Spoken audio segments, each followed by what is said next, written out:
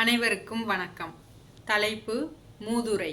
பாடல் நல்லாரை காண்பதுவும் நன்றே, நலமிக்க நல்லார் சொல் கேட்பதுவும் நன்றே, நல்லார் குணங்கள் உரைப்பதுவும் நன்றே, அவரோடு இணங்கி இருப்பதுவும் நன்று. அன்னூர் என்னும் ஊராம் ராமு குடும்பம் வாழ்ந்ததாம், அவனது பக்கத்து வீட்டில் ஜீவன் குடும்பம் வசித்ததாம். ராமுவோ அன்பு நிறைந்த பையனாம், ஜீவனோ அடிதடி செய்யும் பையனாம்.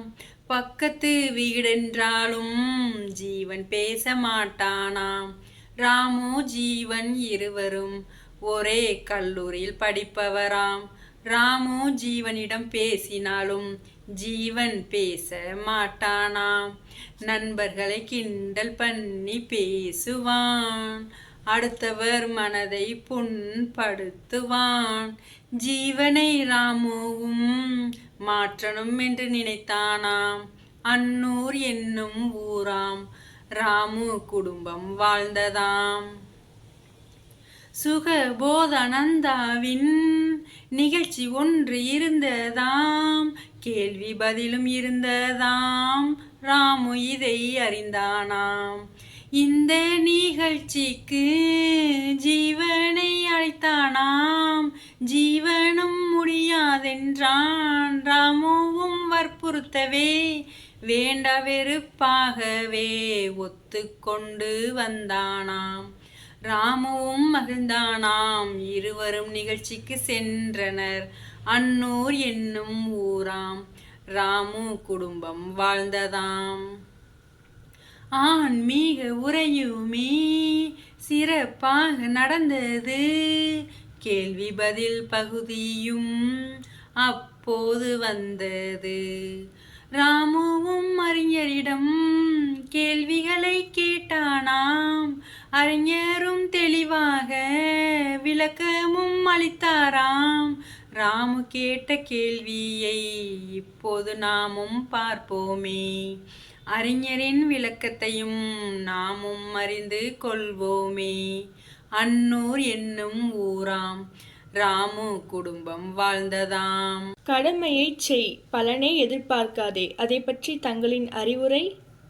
செய்ய வேண்டிய செயல்களையே பலன்களை பார்க்காமல் எண்ணங்களை குவித்து கடமையை செய்ய வேண்டும். படிக்கும் பாடங்கள் எளிதாக மனதில் பதிய தங்களின் அறிவுரை. பிரம்ம முகூர்த்த நேரத்தில் கண் விழித்து படித்தாலே கடினமான பாடம் கூட எளிதாக புரியுமே. படிக்கும்போதுதான் பலவித எண்ணங்கள் தோன்றுவிக்கின்றன. அதை பற்றி தங்களின் அறிவுரை. நம்முடைய மனமானது தாவி கொண்டே இருக்குமே. மனதை ஒரு நிலைப்படுத்தி உறுதியாக படிக்கணுமே. தீமையான செயல் என்பது எது? பிறருக்கு பாதிப்பு தரக்கூடிய செயல்களை செய்தாலே மிகப்பெரிய தீமை ஆகுமே. சரி, அப்படி என்றால் மிக நன்மை என்பது என்ன? ஒருவருக்கு துன்பமும் தீங்கும் செய்யாமல் உதவும் எண்ணமே மிக பெரிய நன்மையாகுமே. அருமை அருமை, தங்களின் அறிவுரை மிக சிறப்பு. இப்படியே 4 நாட்கள் நிகழ்ச்சியும் நடந்ததாம். இருவரும் நிகழ்ச்சிக்கு தொடர்ந்து பங்கு பெற்றனராம். ஜீவன் மனதில் மாற்றமும் வந்ததை ராமுவும் பார்த்தானாம். இருவரும் அவரவர் வீட்டுக்கு விடை பெற்று சென்றனர். அன்னூர் என்னும் ஊராம் ராமு குடும்பம் வாழ்ந்ததாம். ஜீவன் வீடு வந்ததுமே அறிஞரை பார்த்ததையும் அவர் சொன்ன அறிவுரையும் அம்மாவிடம் சொன்னானே. இதை கேட்ட அம்மாவும் தான் ஆனந்தம் அடைந்தாரே. ஜீவனிடத்திலும் மாற்றமும் நிகழ்ந்ததாம். இந்த மாற்றத்தை ராமுவும் கண்கூடாக உணர்ந்தானாம். அனைவரிடத்திலும் ஜீவன் அன்பாய் பேசினானே. அன்னூர் என்னும் ஊராம் ராமு குடும்பம் வாழ்ந்ததாம். ஜீவனின் மாற்றத்தான் கல்லூரி மகிழ்ந்ததாம். ராமுவும் ஜீவனின் நண்பன் ஆனானாம். சுகபோதானந்தாவின் பெயர் கொண்ட அறிஞரை கண் கொண்டு பார்த்ததினாலும் அறிவுரையை கேட்டதினாலும் உரையை பற்றி பிறரிடம் பகிர்ந்து கொண்டதாலுமே உரையை பின்பற்றியதாலும் ஜீவனும் நல்லவனாகினான். அன்னூர் என்னும் ஊராம் ராமு குடும்பம் வாழ்ந்ததாம். இந்த கதையின் மூலமே நாம் என்ன அறிந்தோமே?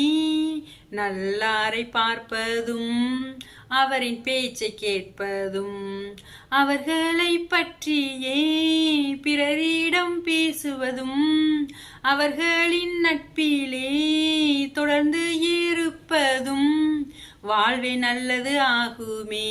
இதையும் கடைபிடிக்கணுமே. பின்பற்றி வாழ்ந்தாலே வாழ்வே சொர்க்கம் ஆகுமே. அன்னூர் என்னும் ஊராம் ராமு குடும்பம் வாழ்ந்ததாம்.